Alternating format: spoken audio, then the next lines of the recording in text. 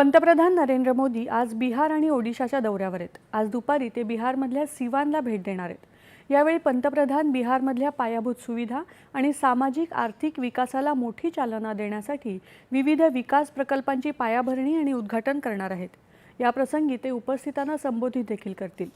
या प्रदेशात रेल्वेच्या पायाभूत सुविधांना चालना देण्यासाठी पंतप्रधान 400 कोटी रुपयांपेक्षा अधिक खर्चाच्या नवीन वैशाली देवरिया रेल्वे मार्ग प्रकल्पाचे उद्घाटन करतील आणि या मार्गावरून नवीन रेल्वे सेवेला हिरवा झेंडा दाखवून रवाना करतील।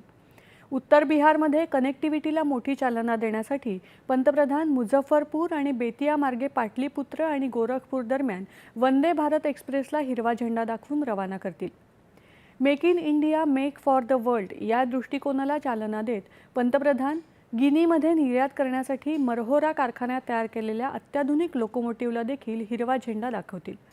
गंगा नदीच्या संवर्धन आणि पुनरुज्जीवनाप्रती आपल्या वचनबद्धतेला अनुसरून पंतप्रधान नमामि गंगे प्रकल्पांतर्गत 1800 कोटी रुपयांपेक्षा अधिक खर्चाच्या 6 सांडपाणी प्रक्रिया संयंत्रांचे उद्घाटन करणार आहेत।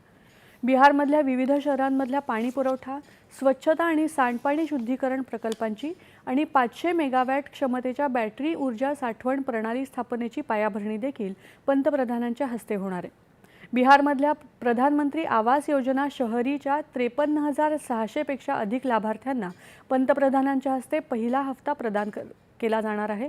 याशिवाय ते प्रधानमंत्री आवास योजनेतल्या पूर्ण झालेल्या 6,600हून अधिक घरांच्या गृहप्रवेश समारंभाच्या निमित्तानं काही लाभार्थ्यांना चाव्या देखील प्रदान करणार आहेत।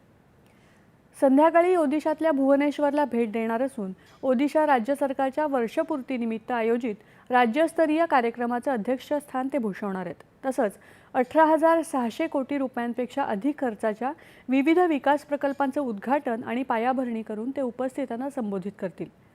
या प्रकल्पांमध्ये पिण्याचं पाणी, सिंचन, कृषी पायाभूत सुविधा, आरोग्य पायाभूत सुविधा, ग्रामीण रस्ते आणि पूल, राष्ट्रीय महामार्गांचे काही भाग आणि एक नवीन रेल्वे मार्ग यांचा समावेश आहे।